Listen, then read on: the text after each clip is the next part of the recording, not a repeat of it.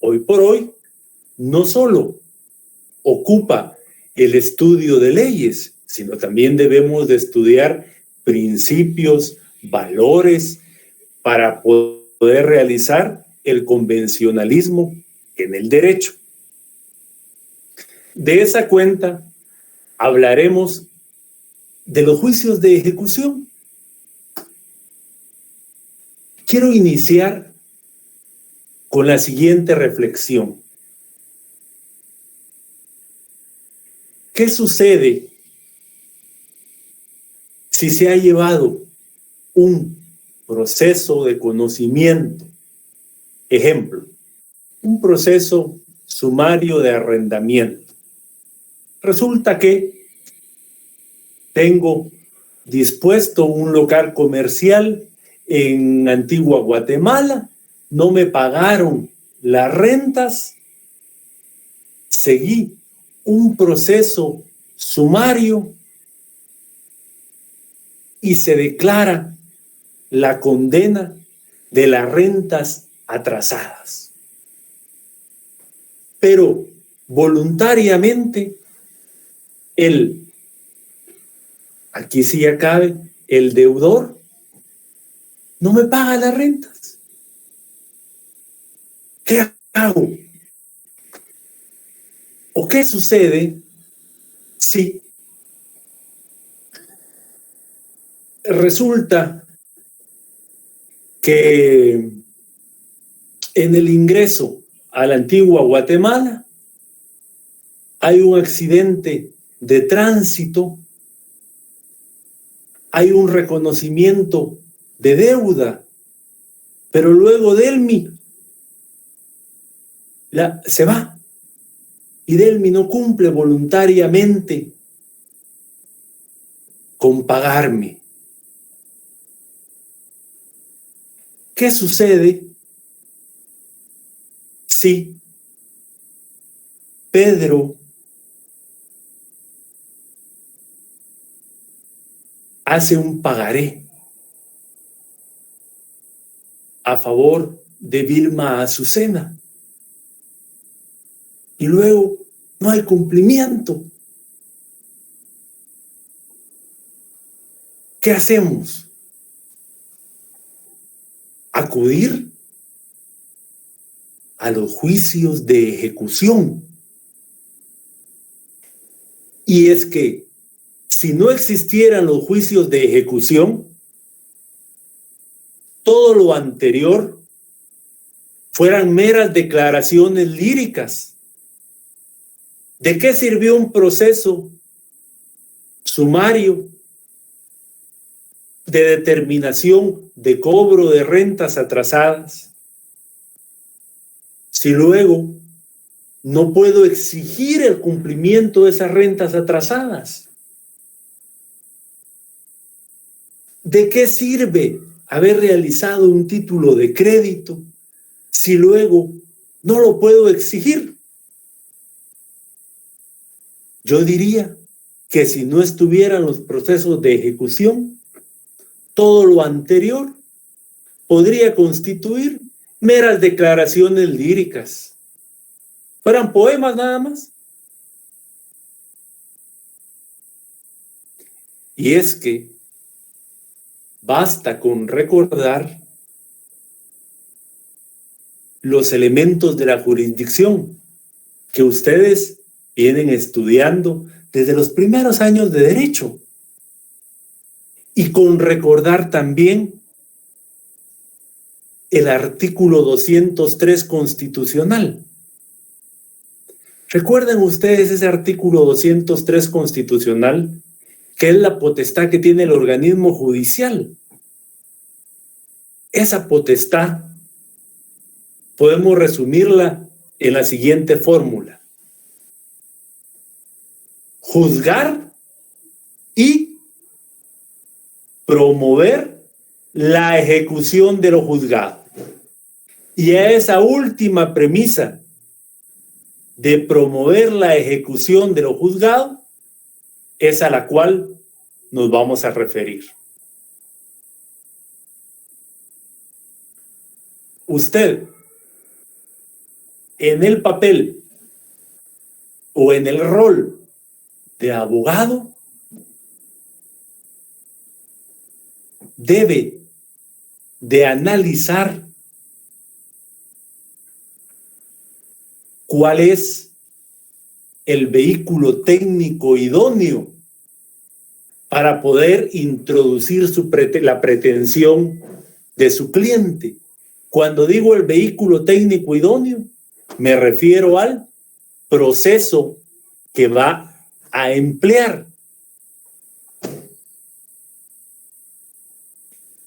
Y para analizar qué proceso de ejecución, porque voy a aterrizar solo en ejecución, para analizar qué proceso de ejecución va a emplear, tiene que analizar en primer orden el título ejecutivo que tenga.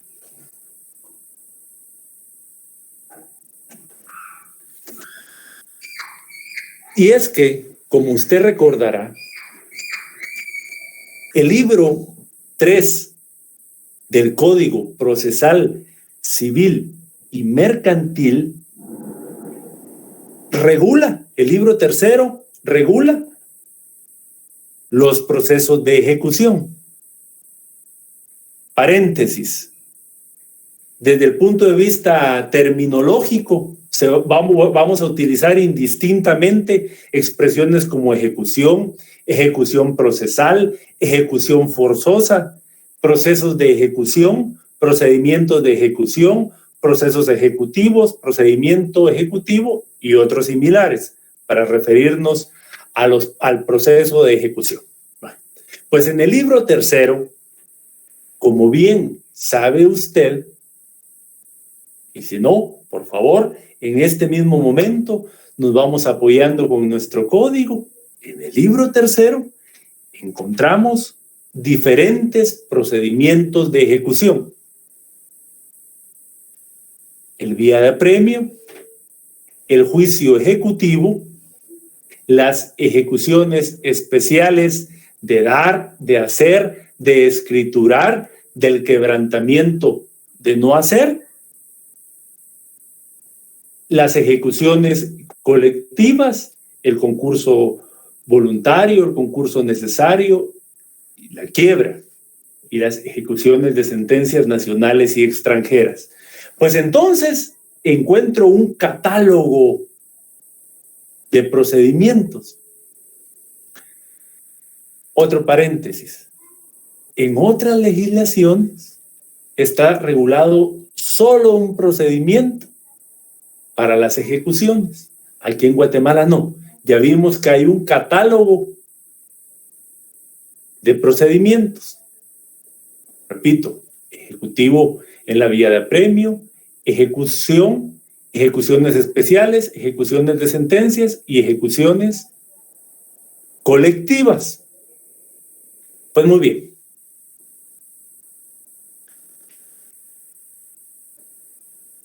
Para escoger mi vehículo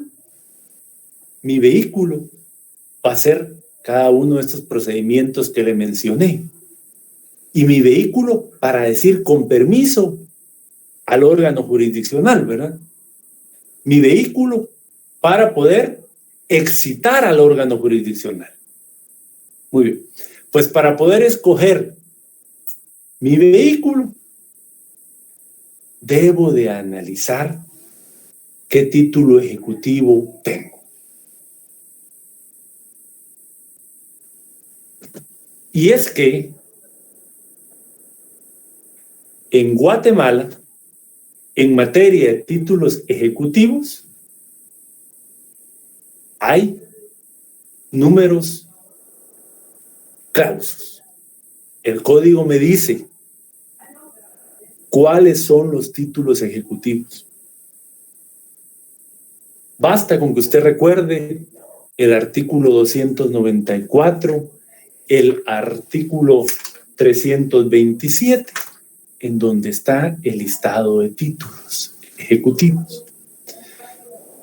Muy bien, y dependiendo del título, será el juicio que voy a emplear. Esto me hace detenerme en el brocardo latino. Nulla executio sine titulo. Ese brocardo o aforismo latino representa: no hay ejecución sin título. Es decir, que es una condicionante para el proceso de ejecución tener un título ejecutivo. Y ahí me tengo que detener obligadamente. Y sería válido, aunque ustedes ya lo han estudiado, preguntarnos: ¿qué es un título ejecutivo? ¿Qué es un título ejecutivo? Si tomo la palabra título, y lo analizo desde el punto de vista gramatical, ¿qué es un título desde el punto de vista gramatical? Yo sé que si le digo a usted está estudiando por un título, usted se va a reír porque me va a decir: no, yo no estoy estudiando por un título, yo estoy estudiando porque quiero servir. Sin embargo, como valor agregado, le van a otorgar un título. Y en sentido gramatical, entonces, si hacemos esa analogía, ¿qué entenderíamos por título? Válido sería decir: mire, el título es un documento que justifica una calidad, que justifica un derecho. Eso es en sentido gramatical, ¿verdad? Este es mi título de abogado, este es mi título de notario. Y esto me acredita. Pues resulta ser que un título ejecutivo también es un documento. Es un documento que también acredita un derecho. Ese título ejecutivo pudo haberse formado judicialmente o extrajudicial.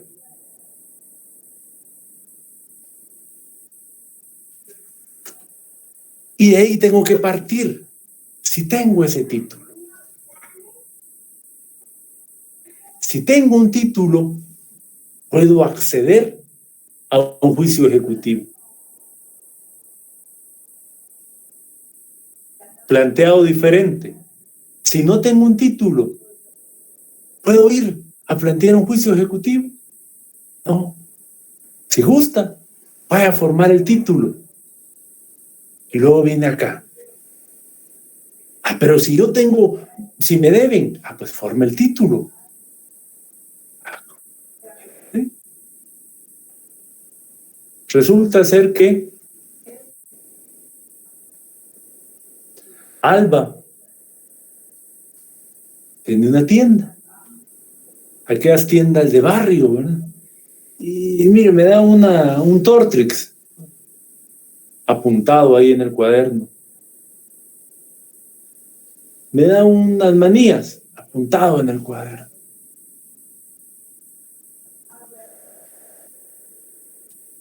Y listado ahí de crédito. Ese listado que tiene Alba es un título de crédito. Perdón, ¿es un título ejecutivo? No, porque si leo el listado de los títulos, veré que ese no es un título. Pero puedo formar el título. Puedo generar unas pruebas anticipadas por ejemplo, si yo le firmé eso, de reconocimiento de documento, de firma, o una declaración jurada, y yo ahí formé ya un título ejecutivo. Y ya tengo un título. sigamos hablando del título ejecutivo, porque si no lo hablamos más claro, no podemos seguir avanzando. Me parece ilustrativo poder analizar a manera de ejemplo algunos títulos ejecutivos. Claro, no porque los que les voy a presentar estén de a 100, sino solo para temas ilustrativos. Analicemos algunos títulos ejecutivos.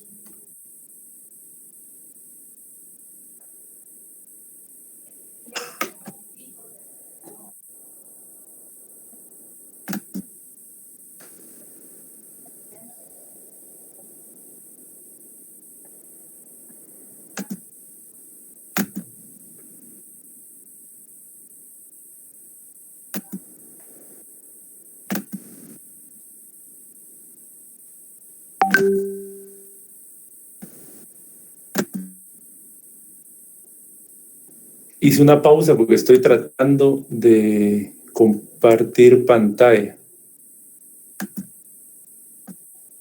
Es cabalic, es a la par de la cámara de video, donde hay un cuadrito con una flechita para arriba. Ah, sí, presentar ahora toda tu pantalla. Ajá. Gracias. Muy bien.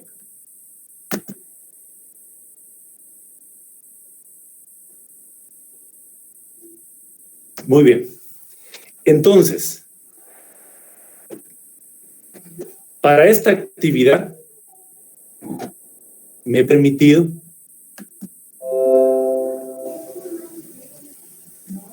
traer o compilar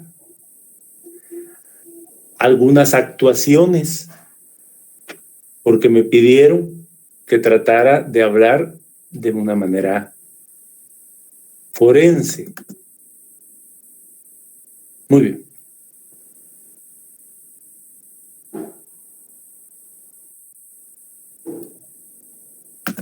Entonces, traje unos títulos para que los analicemos, pero previo a ello, voy a dejar de compartir, pero previo a ello, quiero hacer un análisis de los títulos ejecutivos. Entonces dijimos que en el libro tercero encuentro un catálogo de procesos de ejecución y que dependerá del título, y título, como a ustedes les gusta ponerse técnicos, conceptualicémoslos. Título: documento. Documento en el que se hace constar una obligación. Lo de una, quítese. Documento en donde se hace constar obligación. Pero no me voy a poner muy técnico, lo voy a dejar ahí. En el que se hace constar obligación. Si la obligación es pecuniaria, o si la o dicho de otra manera, si la obligación es de pago de dinero, acudo entonces o al juicio ejecutivo en la vía de apremio o al juicio ejecutivo. Si ese título contiene una obligación de pago de dinero, o vía de apremio, o juicio ejecutivo. Pero resulta ser que no en todos los títulos hay obligaciones de dinero. Hay otro tipo de obligaciones. ¿Recuerdan ustedes el estudio del libro quinto del Código Civil? Obligaciones. Si la obligación contenida en ese título no es de dinero, Si no es una obligación de dar, de hacer, del quebrantamiento de no hacer, de escriturar, entonces no acudo al vía de apremio ni al juicio ejecutivo. Acudo a las ejecuciones especiales. Ejemplo. Se realizó compraventa en un condominio. Y en esa compraventa se obligaron a que en el plazo de 6 meses se iba a construir un gimnasio en el condominio. Esa construcción del gimnasio en el condominio, en un principio no es una obligación dineraria, ¿verdad?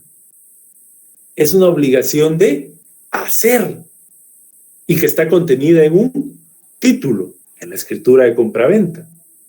Entonces, aquí hay una obligación de hacer. Voy a acudir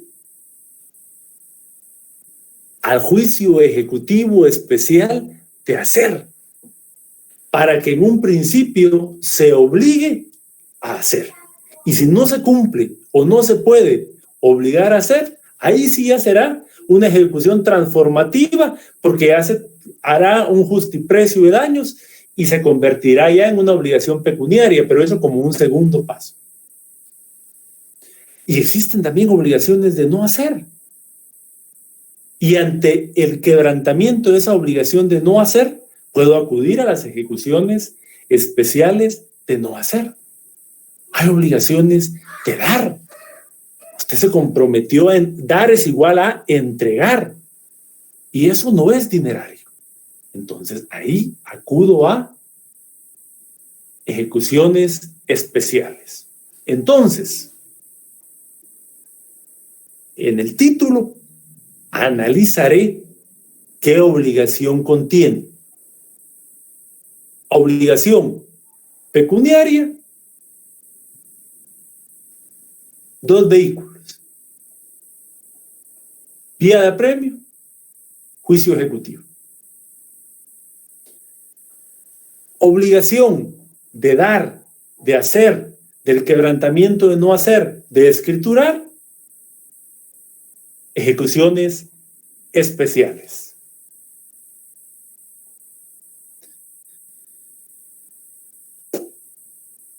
La promesa de compraventa. Y se generó la compraventa y luego nunca se escrituró. ¿Qué hago? Pues acudo entonces a la ejecución especial de escriturar. Muy bien. Entonces, a manera de ilustración, veamos un título ejecutivo.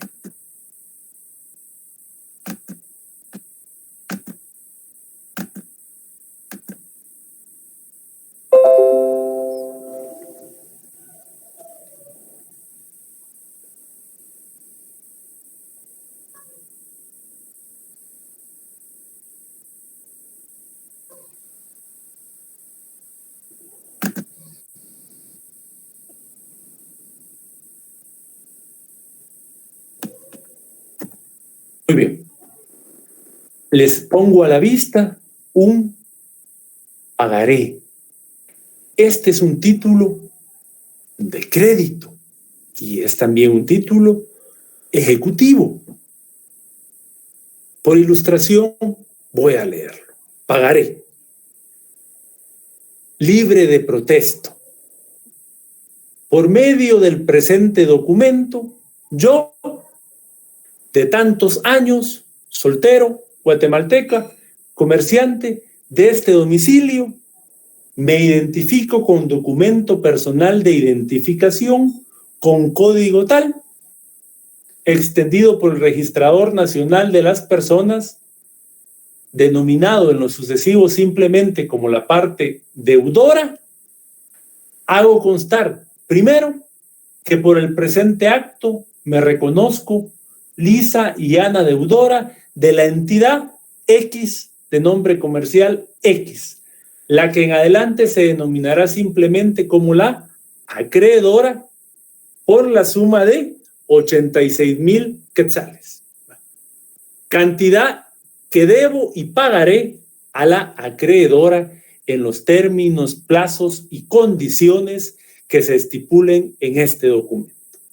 Segundo, el monto adeudado de 86,000 quetzales en mi calidad de la parte deudora, prometo incondicionalmente pagarlo por medio de 2 pagos que efectuaré los días 18 de marzo y 18 de julio del 2021 por la suma de 43,000 quetzales cada uno. Estamos en un pagaré, ¿verdad? Dichos pagos los efectuaré en las oficinas de acreedora, situadas en la Cuarta Avenida, calle X, Antigua Guatemala, sin necesidad de cobro o requerimiento alguno. Acepto desde ahora como buenas y exactas las cuentas que la acreedora conforme acerca de este negocio y como líquido ejecutivo el saldo que se me demande. Tercero, estoy enterada de que este crédito podrá ser cedido, grabado o negociado en cualquier forma sin necesidad de aviso previo o posterior notificación a mi persona. Cuarto, asimismo estoy enterada que la cantidad adeudada no devengará ninguna clase de intereses y en caso de mora, la acreedora me cobrará el interés del 3% mensual sobre saldos deudores y los pagaré contra requerimiento de pago que aquella me haga sin perjuicio del derecho de la acreedora de dar por vencido el plazo de esta obligación. Quinto, como la parte deudora, reconozco el derecho de la acreedora de dar por vencido el plazo del presente título de crédito y cobrar por la vía ejecutiva correspondiente el saldo adeudado en caso se dejare de pagar puntualmente la cantidad adeudada que me obliga y que quedó consignada en el punto segundo de este documento, o si faltara el cumplimiento de una obligación a la cual me obligo en este documento.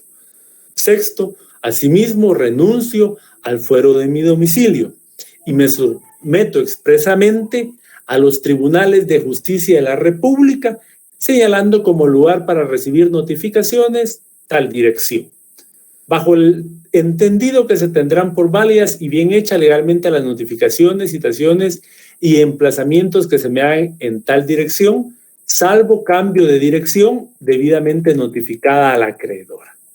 Leído lo escrito, suscribimos y ratificamos el presente documento en la ciudad de Guatemala el 3 de febrero del 2021. Firma. Y en la ciudad de Guatemala el día 3 de febrero, la auténtica de la firma. Muy bien. Entonces, a su oficina acuden con este título de crédito, con este pagaré. ¿Qué debe de hacer? Ya lo dije. Buscar a qué vehículo voy a abordar. ¿Es una obligación pecuniaria? Sí, es una obligación pecuniaria. Entonces, voy a buscar en el catálogo o de vía de apremio o ejecutivo para ver a qué proceso voy a accionar. Bueno.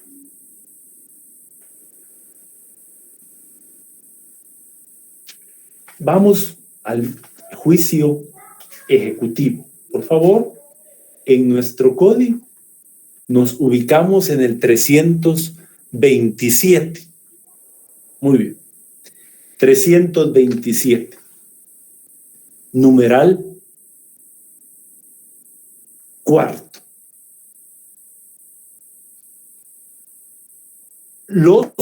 ¿Qué dice el 327, numeral 4? Eso está contentivo dentro de los juicios ejecutivos. Dice, los testimonios de las actas de protocolación de protestos de documentos mercantiles y bancarios o los propios documentos si no fuere legalmente necesario el protesto. Entonces, un pagaré es un título de crédito. Por lo tanto, un pagaré es un documento mercantil. Recuerden ustedes que los títulos de crédito se encuentran regulados en el Código de Comercio. ¿Cuáles son los títulos de crédito? El pagaré, el cheque, las diferentes clases de cheques, los certificados de depósito, las facturas cambiarias, la letra de cambio. Basta con que usted se ubique en el libro 3 del Código de Comercio. Ahí están contemplados los títulos de crédito. A ver, título ejecutivo, género. Título de crédito, una especie, ¿verdad?, de este género. Muy bien. En este caso, cuando estamos en la ejecución de títulos de crédito, debe de usted de ponerle apellido al juicio ejecutivo. ¿Y qué apellido le pondría al juicio ejecutivo? Le pondría el apellido de juicio ejecutivo de acción cambiaria. Ese apellido de acción cambiaria es derivado de que es un título de crédito, que es un documento mercantil. ¿Cuáles son los títulos de crédito? Libro 3, Código de Comercio. De tal cuenta que válido sería que en el 327, numeral 4, usted, a manera de epígrafe, puede agregar juicio ejecutivo de acción cambiaria. Bueno, entonces, ya analicé, bueno, me trajeron aquí el documento, el título, y ya sé que voy a iniciar un juicio ejecutivo. Y un juicio ejecutivo de acción cambiaria. ¿Y qué más analicé de ese título? Analicé la competencia. Pues ya sé que debo presentar un juicio ejecutivo. Ah, bueno. No un vía de premio, sino un juicio ejecutivo. Me tengo aquí. Veamos otro título.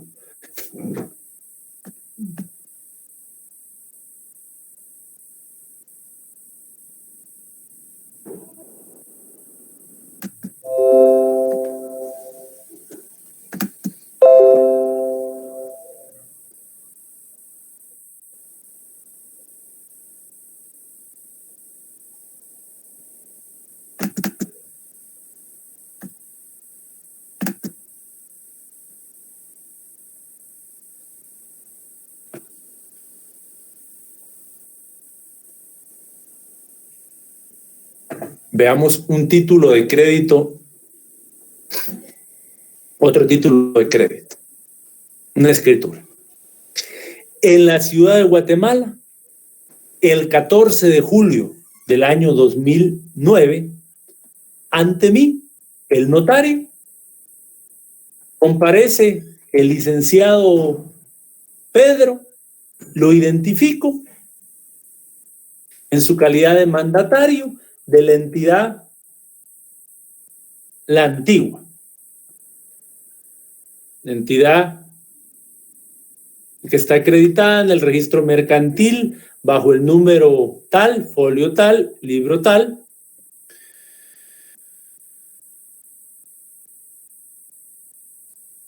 A quien se denominará indistintamente en el curso del presente instrumento la parte vendedora. Por la otra, comparece Juana, de 50 años, la identifico, a quien en esta escritura se le denominará la parte compradora, la parte deudora o la parte emisora. También comparece Raymond, banquero, casado, su calidad de gerente general, el Banco X, lo cual tiene debidamente acreditado.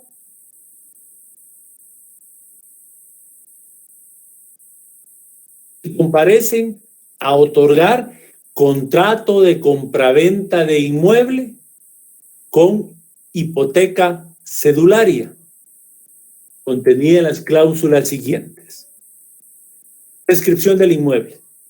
La parte vendedora declara que es legítima propietaria de la finca urbana, inscrita en el Registro General de la Propiedad con el número 9830, folio 330 del libro 640 de Guatemala, que consiste en el lote 53, manzana F, sector 2, jardines tal, zona 18.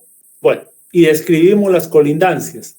Al norte, tanto saben ahora que la obligación de los azimut, sur, bueno, hacemos esa descripción con un área total de 105.0 metros.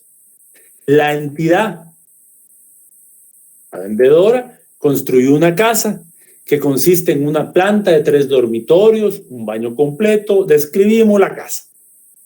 El inmueble goza de agua, lo que contiene el inmueble. Muy bien.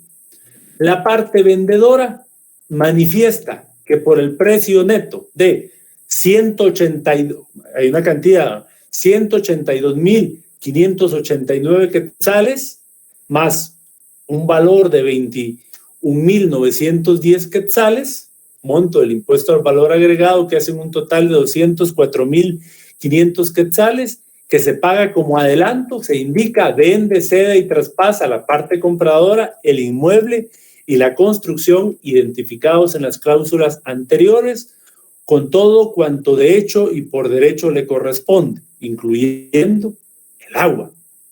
Forma de pago. Tercero, el precio descrito lo paga la parte compradora así: 69.500 quetzales que la parte vendedora declara que tiene recibidos a su entera satisfacción, que corresponden al monto del enganche, y el saldo, o sea, 135.000, mediante la entrega de una cédula hipotecaria emitida en el tiempo y forma específicos en las cláusulas siguientes de esta escritura pública. Hipoteca cedularia. La parte emisora hace constar que para garantizar el pago del saldo del precio, sus intereses, comisiones y gastos, constituye primera hipoteca mediante la emisión de cédula hipotecaria sobre la finca número de Guatemala, descrita en la cláusula primera de esta escritura pública. La hipoteca incluye el agua de que goza las construcciones. La parte emisora hace constar que por este medio la entidad aprobada ha tramitado la asegurabilidad. Bueno, cédula hipotecaria. El plazo de la cédula será de 14 años, iniciando el 1 de agosto del 2009 y vencerá el último mes de julio del 2023. Se amortizará mensual y consecutivamente de acuerdo con los pagos a capital e intereses. La tasa de intereses será de 8.50 anual variable, fíjese, sobresaldos deudores. La tasa de intereses pactada irá variando, aumentándose. La emisión cedularia consta de una única cédula con número 2222. Dicha cédula hipotecaria expresa el lugar y fecha de emisión, firmada y sellada por la entidad aprobada en su carácter de agente financiero de la parte emisora, que por este acto otorga a dicha entidad aprobada mandato irrevocable. Bueno, sigue la escritura. Bueno, aquí está la cédula hipotecaria. Entonces, hubo incumplimiento de pago. Título ejecutivo, ¿verdad? Vuelvo al mismo ejercicio. Analizo en dónde debo de abordar o qué vehículo debo de abordar. Bueno, me ubico en el juicio ejecutivo en la vía de apremio. Numeral 4. Bonos o cédulas hipotecarias y sus cupones. Es un juicio ejecutivo en la vía de apremio. Muy bien. Entonces,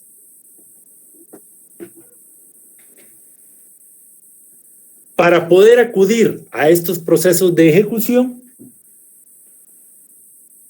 debo tener un documento. Ese documento puede ser de los siguientes: de los dispuestos en el 294, sentencia pasada en autoridad de cosa juzgada. Poco tengo a ustedes que decirles de una sentencia que es producto de una actividad jurisdiccional en donde se declaró una obligación pecuniaria. La reparación digna, por ejemplo, de lo penal puede ejecutarse aquí en lo civil. Un juicio sumario, como ya les indicaba, un juicio ordinario de daños. Ahí hay una declaratoria de una cantidad líquida. Un laudo arbitral. Créditos hipotecarios, por supuesto, que deben de estar otorgados en escritura pública, constar la hipoteca en el registro de la propiedad. En lo que respecta a créditos prendarios, recuerde usted que hay una ley específica, de ley de garantías mobiliarias. Podemos hablar luego de esos juicios de garantías mobiliarias. Transacción celebrada en escritura pública. La transacción, como usted sabe, es un contrato civil en el cual hay concesiones recíprocas y en las cuales llega a un acuerdo. Y si no se cumple con ese contrato, pues lo ejecuto, y lo ejecuto en el vía de apremio.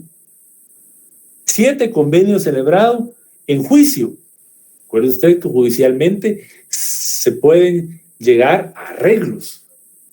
Entonces, si encuadra en uno de estos títulos, vía de apremio. Si encuadra en los títulos del 327, testimonios de escrituras públicas, confesión del deudor prestada judicialmente, o así como la confesión ficta cuando hubiera el principio de prueba por escrito. Como usted sabe, la confesión es que ante una declaración de parte o una declaración jurada, ahí se generó la confesión. Documentos privados suscritos por el obligado, que se tengan por reconocidos ante un juez. Esa prueba anticipada que yo les decía del crédito que me dieron en la tienda, bueno, ahí fue a hacer un reconocimiento como prueba anticipada. Generé un título. Los documentos privados con legalización notarial es un documento extrajudicial, pero hecho por un funcionario, por un notario. Testimonios de actas de protocolación de documentos mercantiles, ya hicimos referencia. Acta notarial del saldo deudor, que es que un notario con apoyo de los libros de contabilidad genere un acta en donde se haga constar que existe un saldo deudor. Pólizas de seguros, de ahorros, fianzas. Fíjese que la ley le eleva a esa categoría de título ejecutivo. Una póliza de seguro, de ahorro, de fianzas, y toda clase de documentos que por disposición de la ley lo tenga. Recuerda usted ley de almacenes, por ejemplo, de depósito. Bueno, quiero avanzar. Entonces,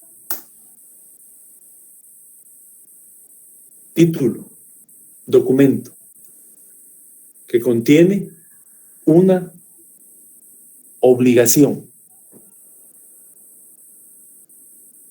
en donde consta, como vi, acabamos de analizar los títulos, donde consta quién es el deudor, donde consta quién es el acreedor y donde consta el tipo de obligación y el plazo o la condición. Muy bien. Tengo el título. Analizo cómo lo introduzco. Por supuesto que para introducirlo lo debo de hacer a través de una demanda. Esa demanda que debe contener los requisitos de todo primer escrito.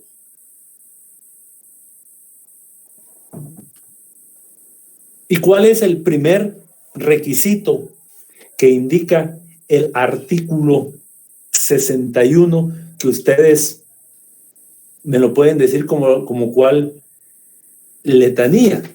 Designación del juez o tribunal a quien se dirija. Y para designar el juez o tribunal, lo primero que debo de analizar es la competencia.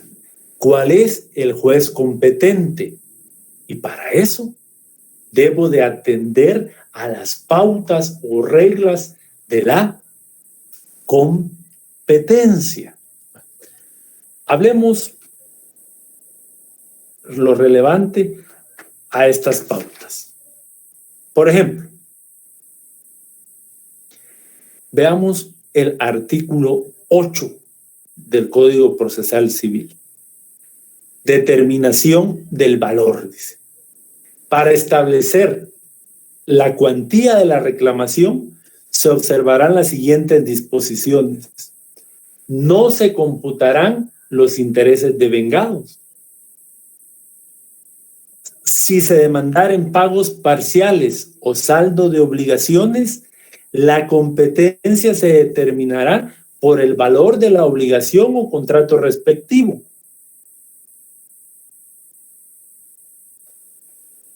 De tal manera que en estos títulos de crédito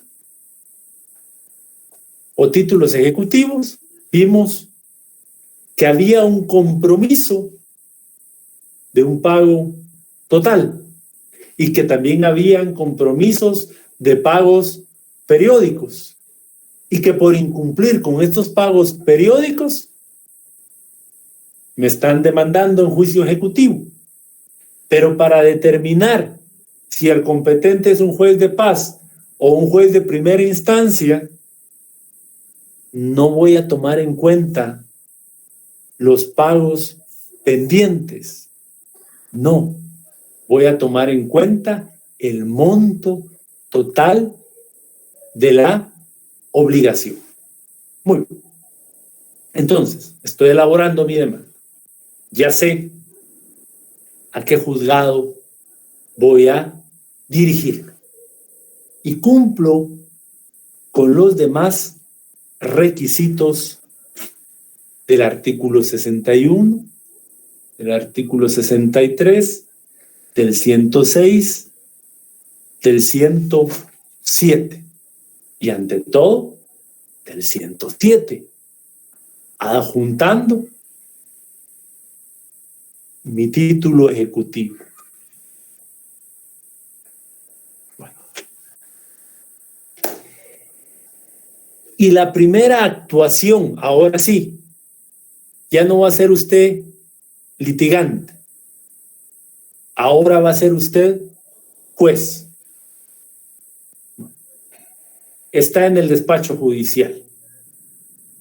Recibió la demanda con el título. ¿Qué es lo primero que debe de hacer?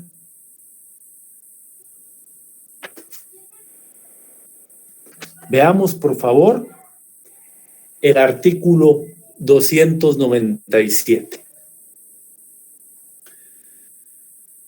Promovida la vía de apremio, el juez calificará el título en que se funde. Dice, el juez calificará el título en el que se funde. Algo similar en el juicio ejecutivo. Traslademos, por favor, al artículo 329.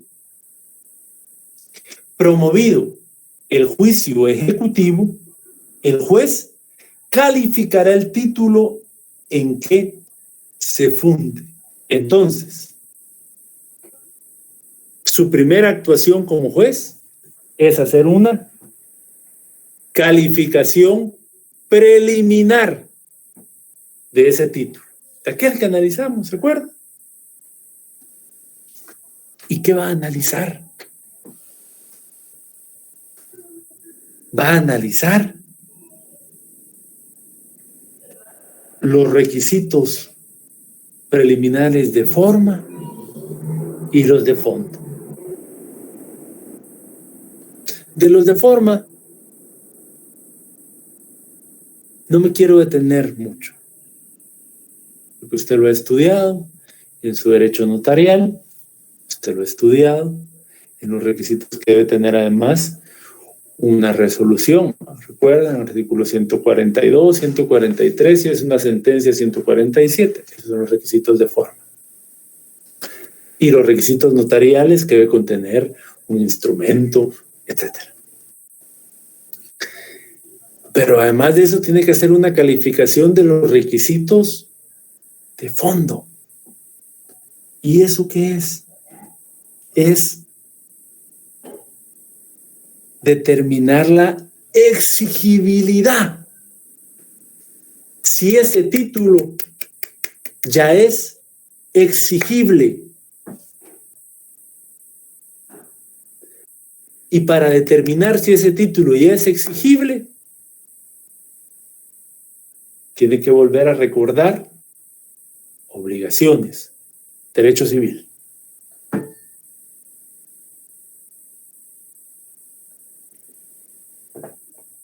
Y recordar que hay obligaciones que se cumplen a plazo y hay obligaciones que se cumplen condicionalmente.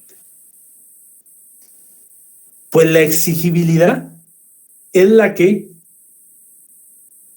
debe cumplirse dentro de un término ya vencido o cuando se cumple la condición previa o el término que se ha señalado. En los títulos que leímos, usted verificó que había un plazo de cumplimiento. Mismo, ver acá, que ya se haya dado ese plazo o que se haya cumplido con la condición. Si sí, preliminarmente lo calificará sin perjuicio que en un futuro esa ejecución puede declararse sin lugar. Pero acá hará una calificación preliminar. Y si sí, continuará con el trámite. Y si no, pues rechazará para su trámite la ejecución. O por esos requisitos de fondo o de forma, o porque no cumple los requisitos de un primer escrito. Y ese rechazo para su trámite de la ejecución puede dar lugar a una apelación. Muy bien. Entonces, también para ilustrar, voy a colocarles acá una resolución .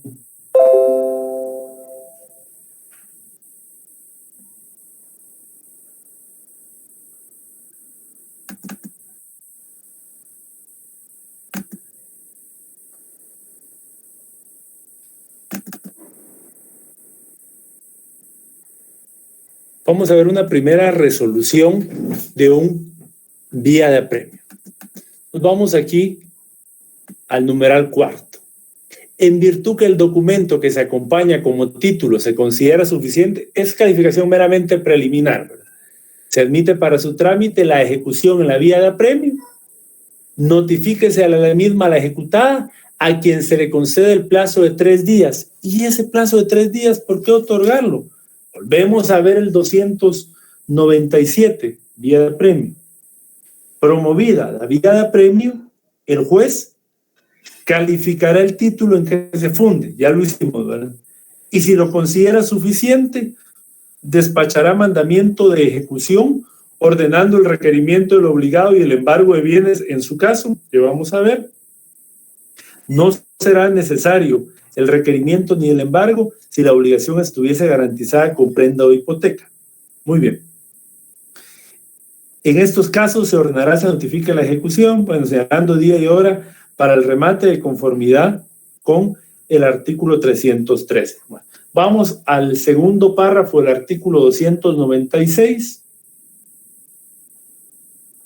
Solo se admitirán las excepciones que destruyan la eficacia del título y que se fundamenten en prueba documental, siempre que se interpongan dentro del tercer día de ser requerido o notificado el deudor. Bueno, entonces, vía de apremio, ya admitimos y estamos otorgando un plazo de 3 días para garantizar el derecho de defensa, el contradictorio.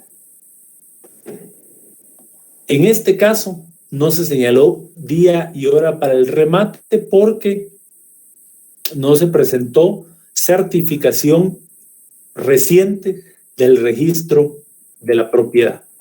Valga esto a manera de ejemplo de una primera resolución del vía de apremio. Similares con el juicio ejecutivo. ¿En qué varía? En esta primera parte, ¿en qué varía? En el plazo que hay para oponerse. Como usted sabe, en el juicio ejecutivo, el plazo para oponerse es de 5 días. En tanto que en el vía de apremio es de 3 días. Bueno, pero quiero hablar algo más de fondo. Entonces, ¿cuál es nuestro estatus ahorita en los juicios? Que se admitió y se está garantizando el contradictorio, dando audiencia por si hay oposición y excepciones que plantear. Muy bien. Detengámonos acá.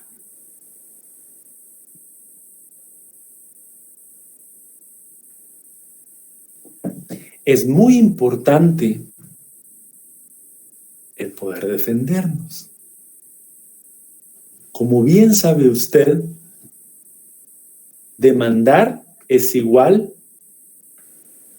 a atacar. Excepcionar es igual a repeler y defenderse del ataque. Claro, un ataque civilizado, un ataque legal. Pues bien, para defenderme, debo plantear excepciones.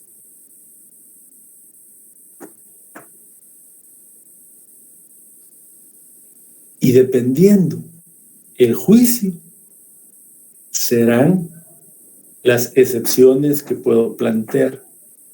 De tal manera que usted debe de poder distinguir cuáles son las excepciones que operan para los distintos tipos de juicios que hay. Sugiero que usted pueda hacer un cuadro comparativo de las excepciones que proceden en los juicios ejecutivos. Empecemos.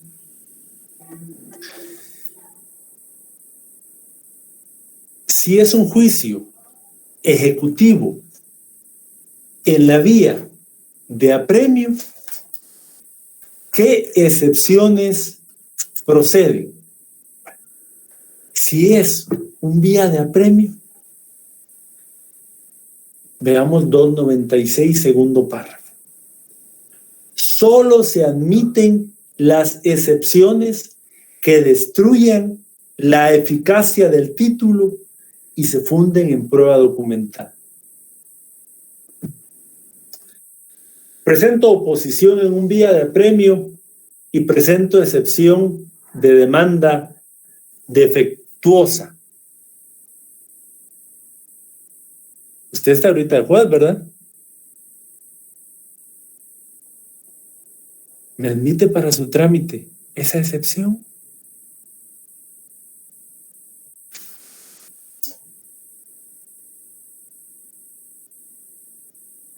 No, ¿verdad? Porque una excepción de demanda defectuosa no destruye la eficacia de un título. Si quiero plantear una incompetencia como una excepción, ¿me la admite? No, para eso habrá otro trámite, la inhibitoria, pero eso es otra cosa. Entonces, darle la justa dimensión a las excepciones que destruyen la eficacia del título. Y vuelvo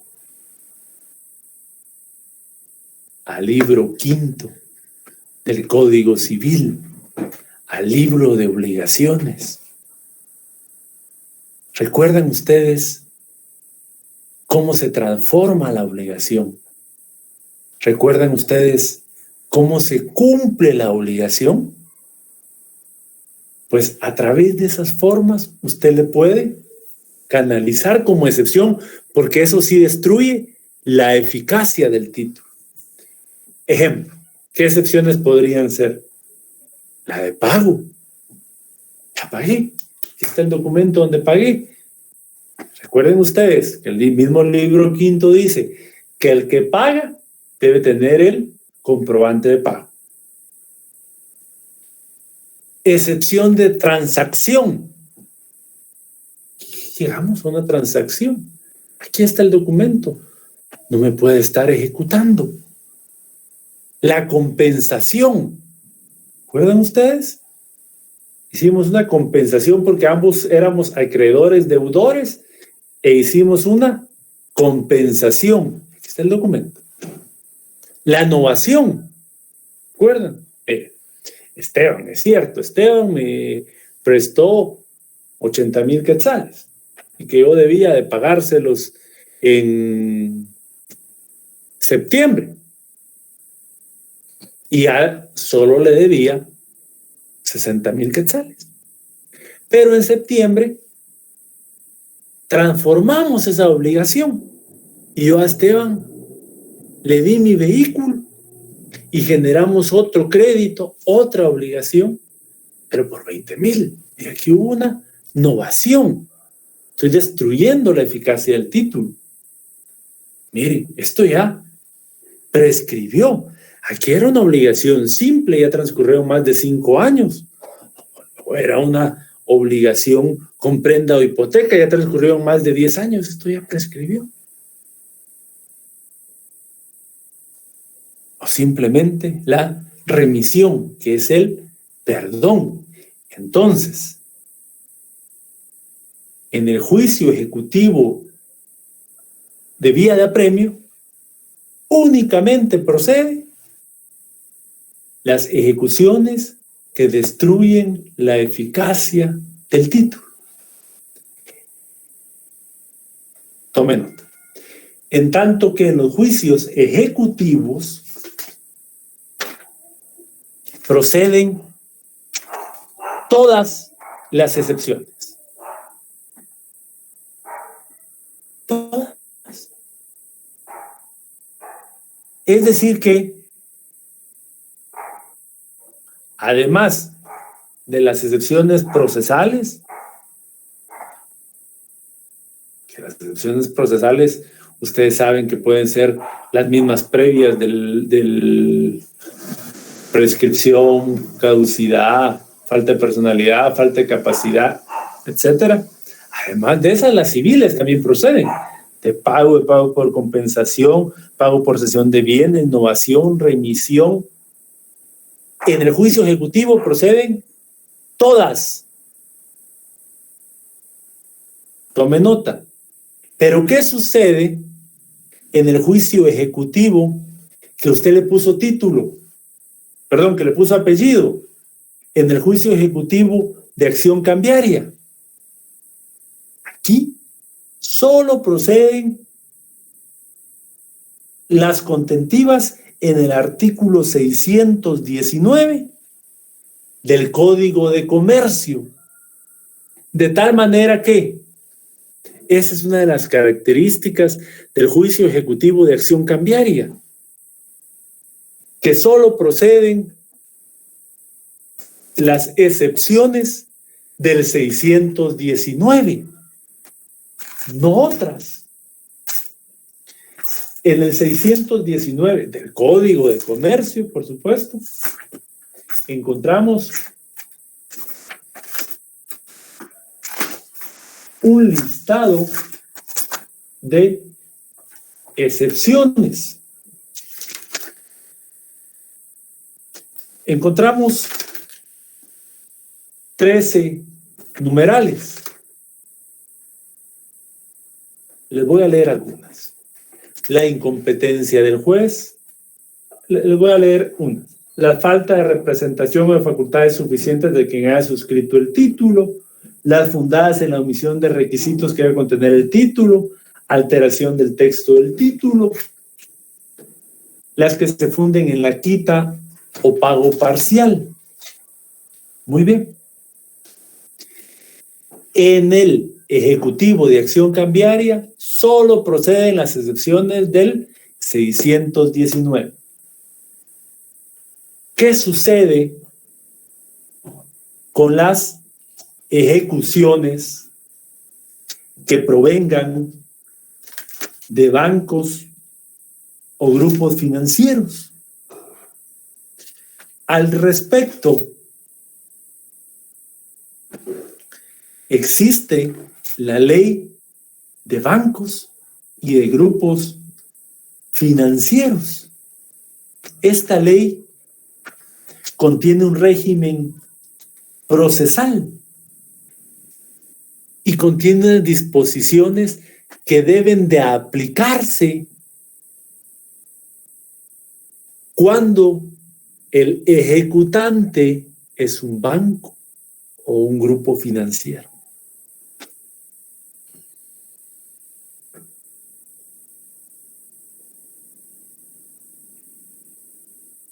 Ejemplo de estas disposiciones son las excepciones. Cuando la ejecución haya sido planteada por un banco o un grupo financiero, solo proceden las excepciones de prescripción o de pago. Artículo 109 de la Ley de Bancos y Grupos Financieros. Pero tengo excepción de demanda defectuosa, pero tengo excepción de falta de personalidad, pero tengo excepción de falta de personería. No, no se las admito. El poder de los bancos, ¿verdad?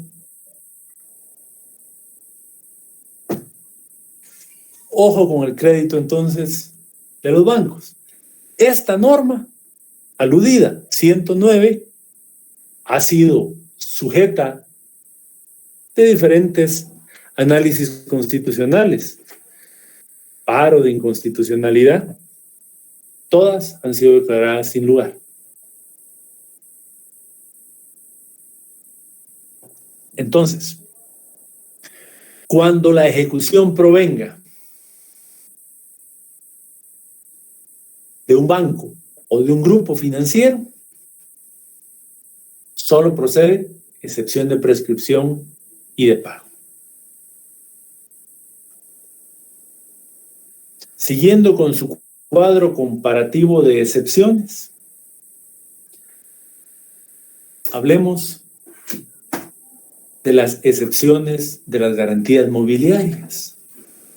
Las excepciones de las garantías mobiliarias, también única y exclusivamente va a proceder la excepción de prescripción y la excepción de pago. Son las únicas excepciones que proceden en materia de garantías mobiliarias. Muy bien. Entonces, analizamos las diferentes excepciones, que es la manera que tiene el litigante de defenderse. Y si usted a priori dice que tiene pocas excepciones que plantear,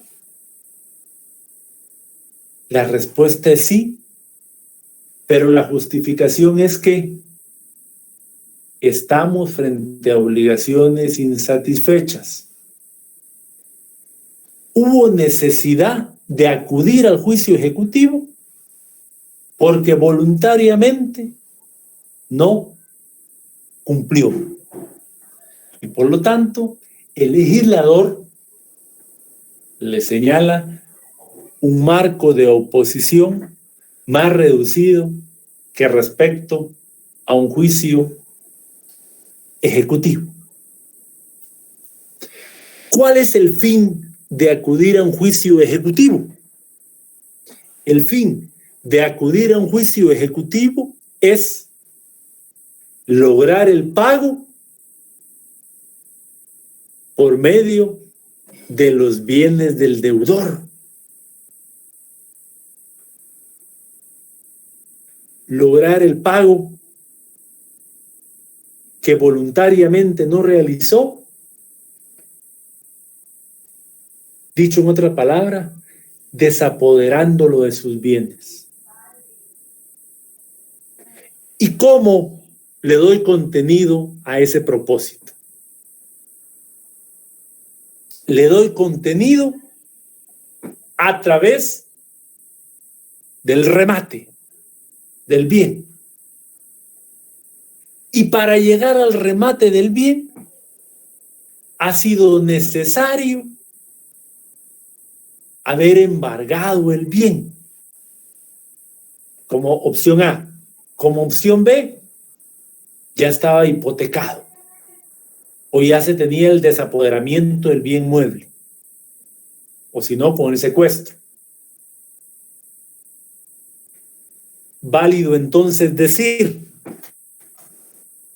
que una de las etapas obligatorias de los juicios ejecutivos es el otorgamiento de medidas. Pero en el juicio ejecutivo le llamaremos medidas ejecutivas, medidas ejecutorias, que podemos conceptualizarlas como aquellas medidas necesarias para continuar con las etapas del juicio. Pues resulta ser que, embargado el bien, es susceptible que este bien lo subastemos a través del remate. La subasta no es un término nuevo. De hecho, ha tenido variaciones fonológicas. ¿De dónde deriva el término subasta o remate que conocemos? De la época del derecho romano, de la época de los romanos, las guerras, los motines de guerra. ¿Qué hacían con los motines de guerra? Los motines de guerra los llevaban a la plaza y los colocaban en la plaza. Y cuando ponían el asta, era el momento de empezar a ofertar para que el mejor postor se llevara ese motín de guerra. Y empezaban a ofertar, repito, cuando ponían el hasta, subasta. Y ahí vino el término de subasta o de remate. Muy bien. ¿Cuál es nuestro escenario ahorita?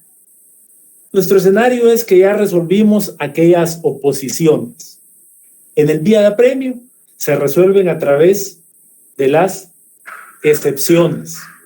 Perdón, se resuelve a través de los incidentes. Es un trámite incidental en el vía de apremio. En el juicio ejecutivo, el trámite es que se presenta la oposición, se le corre audiencia por 2 días al ejecutante, se abre a prueba por 10 y se resuelve en sentencia. Valga aquí lo consabido por ustedes, que en el vía de apremio no hay sentencia y en el juicio ejecutivo sí hay sentencia.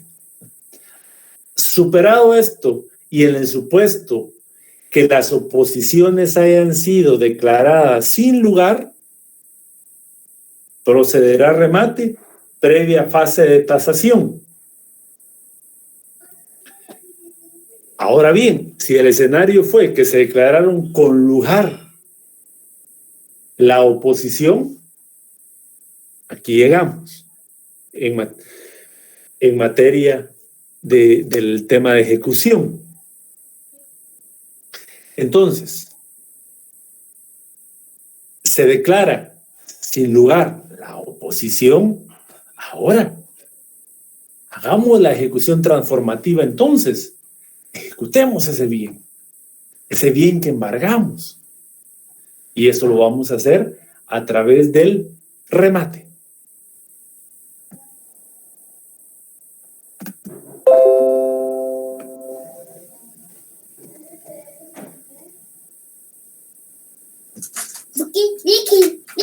Vicky.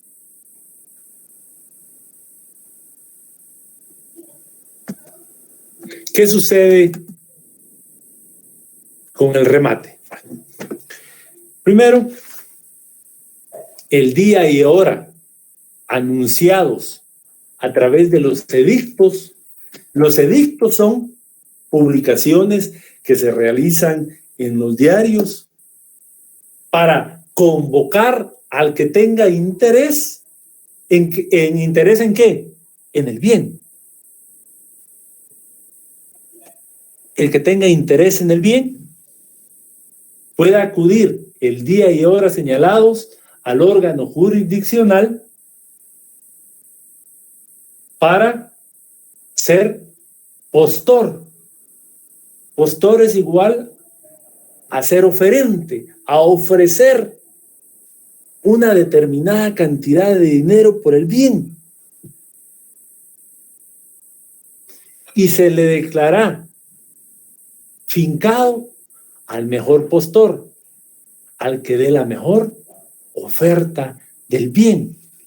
La base para iniciar el remate será el capital adeudado o el capital reclamado más el 10% en tema de costas. Y empezará la puja. Yo ofrezco 220,000, 220,100, 220,900, 221,000. Para poder pujar es necesario depositar el 10% de mi oferta y lo depositaré en tesorería del organismo judicial con un recibo que el órgano jurisdiccional va a extender.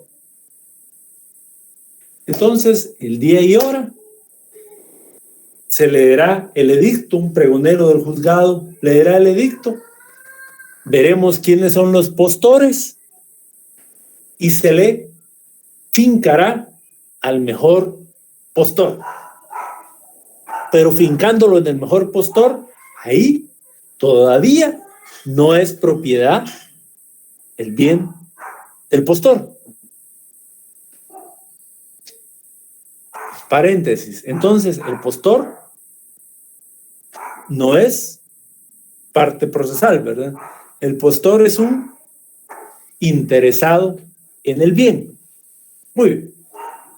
Se le declaró finca, pero hasta este momento del proceso, aún, aquí podemos ver un acta de remate, se declaró abierto el remate y se declaró fincado en el mejor postor. Bueno, pues hasta este momento aún no se tiene determinado el monto exacto de lo adeudado. Volvamos a aquellos títulos que leímos. ¿Recuerdan ustedes que esos títulos, algunos tenían contemplado un interés y otros gastos moratorios? Se tendrá que presentar un proyecto de liquidación.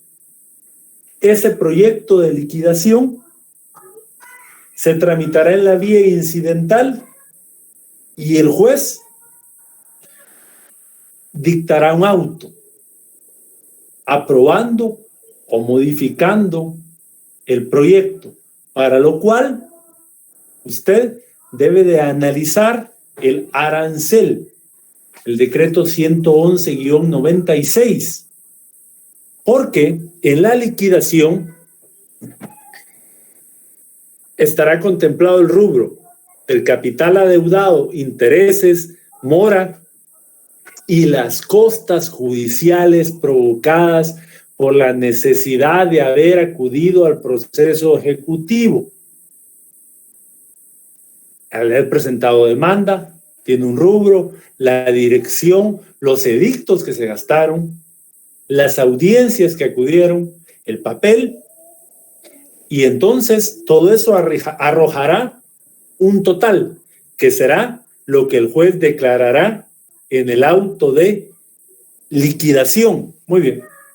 Decretado ese total, aún ahí, el ejecutado o el deudor puede recuperar su bien, acudiendo al órgano jurisdiccional y pagando ese gran total, aunque ya sea declarado fincado a un postor. Ahora bien, no lo hace el deudor. El postor debe de pagar lo que arroje el monto de la liquidación. Pagó. Solo ahí o hasta ahí procederá la escritura traslativa de dominio para hacer el traslado del bien, y el dinero pasará a manos del acreedor para poder satisfacer la pretensión que estaba insatisfecha y que lo hizo acudir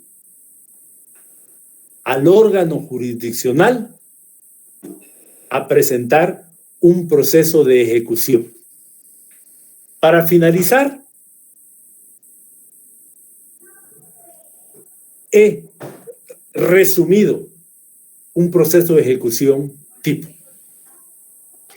A partir del año 2018, la Ley de Garantías Mobiliarias desarrolló una reforma que constituye,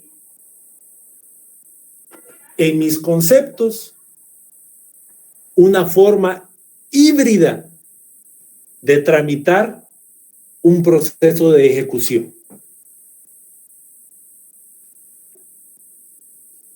La Ley de Garantías Mobiliarias es una ley del año 2007. En el 2007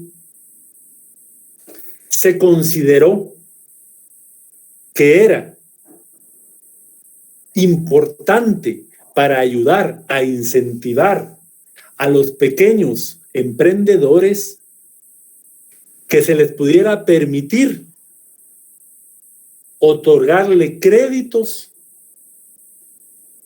y estos garantizar el crédito con cualquier bien mueble, no solo el identificable, de tal manera que se fue permitiendo que para garantizar el crédito, mira, aquí le dejo mi piocha, mis machetes, mi tractor, lo cual estaba bien, ¿verdad? Porque permitía generar créditos y mejorar la economía. El problema se dio ante el incumplimiento del pago, porque cuando se incumplía con el pago, en crítica académica, le diré que se tenía que acudir a un proceso de ejecución como el aludido anteriormente y que podía representar mucho tiempo en recuperar el crédito. Entonces, se estaba desincentivando al capitalista, por lo que en el año 2018 se reforma la ley de garantías mobiliarias en cuanto al procedimiento de ejecución cuando el crédito es con garantía mobiliaria. Y se establece un procedimiento de ejecución que yo le denomino híbrido. ¿Por qué híbrido? Porque le dan un papel preponderante al notario y muchas actuaciones las sacan del despacho judicial. Y para recuperar el crédito de garantía mobiliaria se establecen 3 procedimientos: subasta pública, venta directa y adjudicación de los bienes. Pero quien notifica es un notario. Quien lleva a cabo la subasta es un notario en su notaría. Quien documenta la subasta es el notario y lo documenta a través de un disco compacto.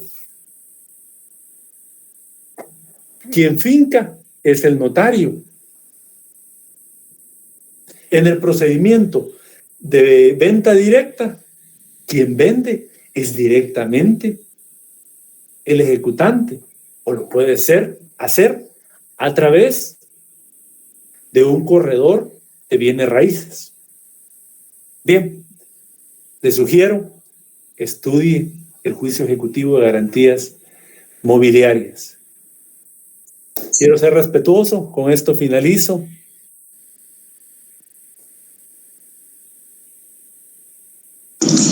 Bien, muchas gracias, licenciado Ramiro. Realmente creo yo de que es muy enriquecedora su conferencia el día de hoy. Creo yo de que aclaró muchas dudas que los compañeros pudieron tener y me gustaría dar un tiempo. Yo sé que ya estamos con un poquito al tope con el horario, pero me gustaría dar un tiempo de 10 minutos a efecto de que si alguno tiene alguna inquietud con relación a la disertación realizada por el señor juez, pues pueda en este momento plantear sus inquietudes.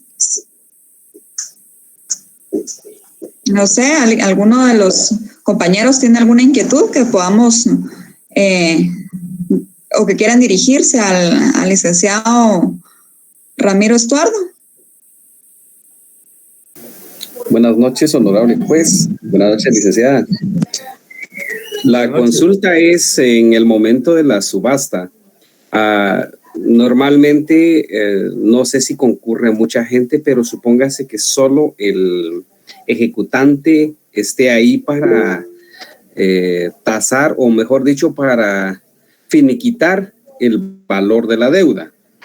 Pero si no hay ningún postor, o si solo hubiese un postor, y el demandante puede ofertar sobre la propuesta del único que está ofertando, o ya no.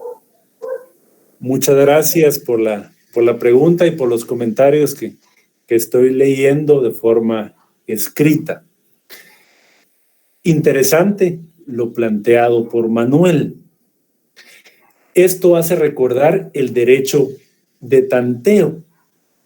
El artículo 316 dice que tiene derecho preferente el acreedor. Entonces, está presente Manuel como postor. Yo, acreedor, puedo decirle al juez que hago uso de mi derecho preferente de acreeduría y que no quiero escuchar al postor Manuel, porque mi derecho de acreeduría me permite que a mí me adjudiquen el bien y yo darme por satisfecho en mi obligación con ese bien. Ese es el derecho de tanteo. ¿Qué sucede en la práctica?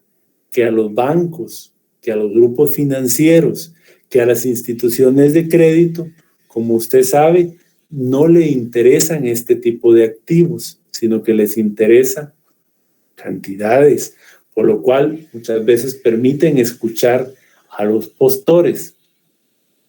¿Cuál es la regla en tribunales? La regla en tribunales es que no lleguen postores.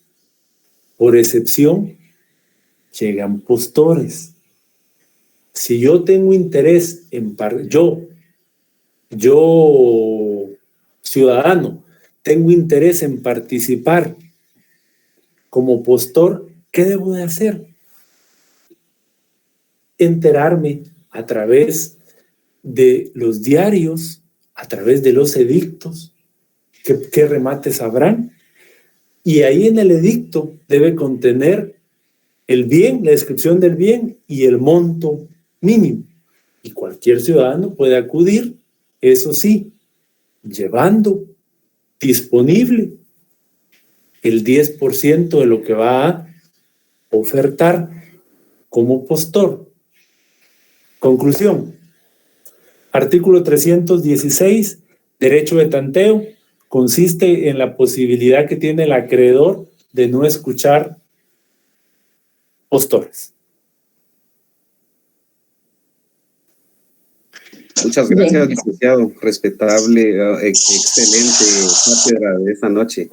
Feliz noche. Muy amable.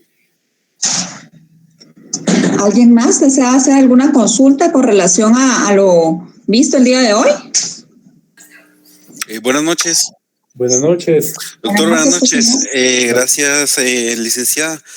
La única duda que me quedó en la práctica, por ejemplo, en un hecho de tránsito, por lo general llega un notario y celebra un acta que se le conoce como finiquito.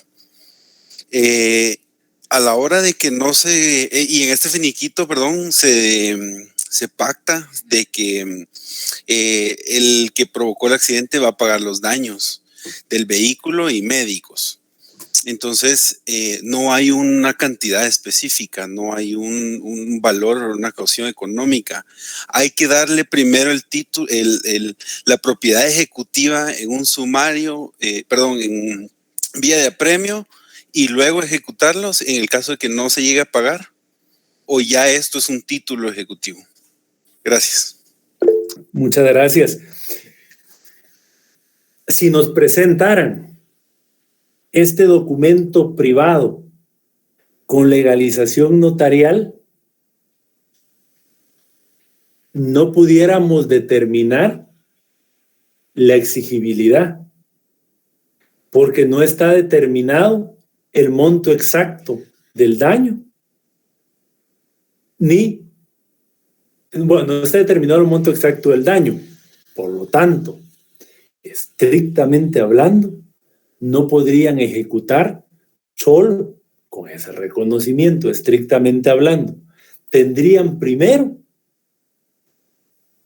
que acudir a la determinación del valor, que eso puede ser incluso un juicio oral de menor cuantía o bien un juicio ordinario de daños para determinar el daño exacto. ¿Por qué le digo eso? Porque esos títulos muchas veces que se firman ahí en los accidentes de tránsito no dice una cantidad, solo dice que usted se compromete, pero no dice una cantidad. Entonces, quiero responderle con que habría que analizar el título en particular para determinar si hay una cantidad ahí líquida, si hay un plazo definido que pueda constituir un documento privado con legalización notarial que sea exigible. Porque muchas veces, repito, en esos documentos solo dice que se compromete por la cantidad que se arroje, pero eso no lo hace exigible. Muchas gracias. Muchas gracias. ¿Alguien más desea hacer alguna consulta?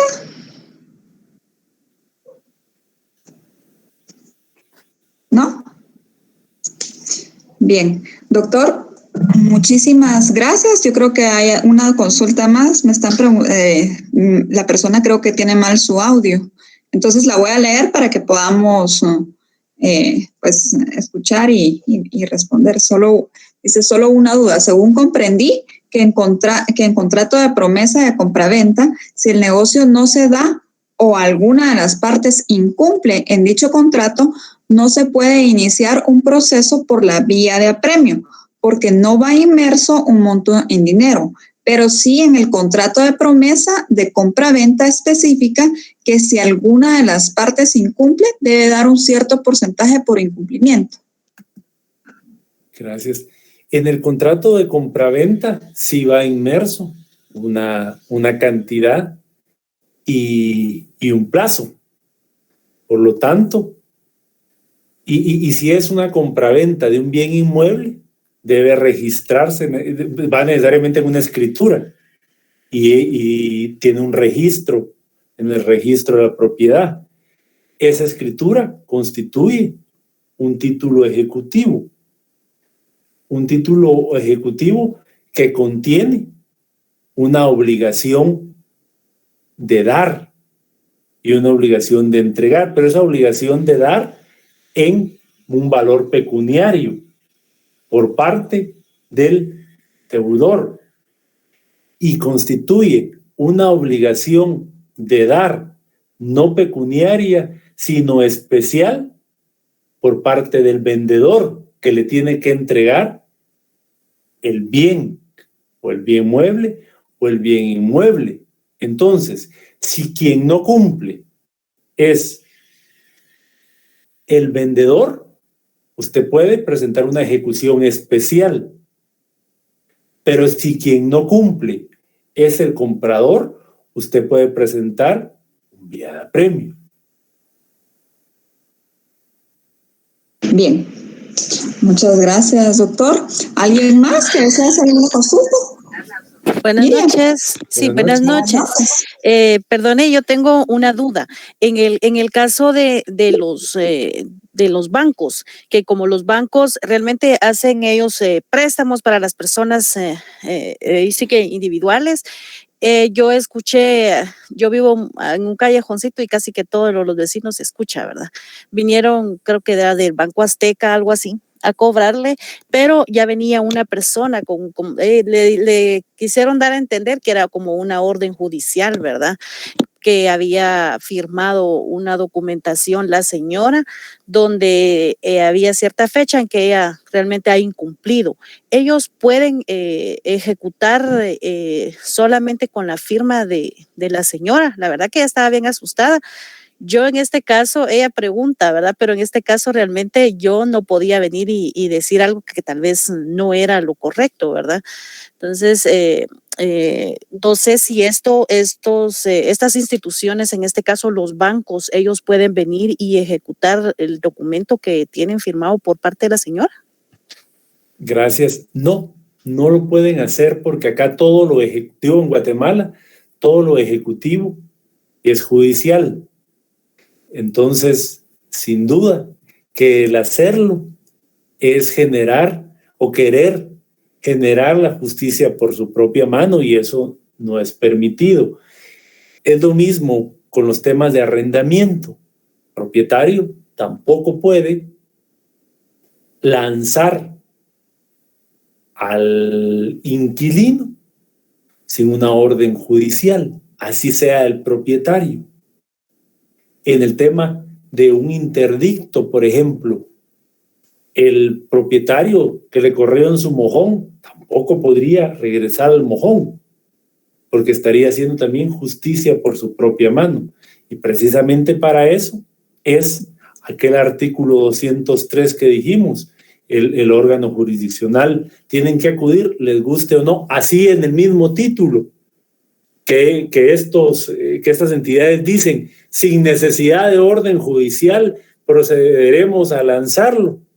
Esa disposición es una disposición leonina y es una disposición que no tiene cumplimiento, que no puede, yo voluntariamente no puedo renunciar a mi derecho de acudir a la justicia porque firmé acá. Entonces, por más que haya firmado eso que diga, esa cláusula se tiene por no puesta.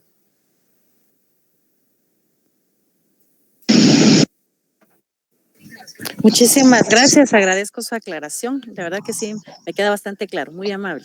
Igualmente, gracias. Compañeros, ¿alguien más?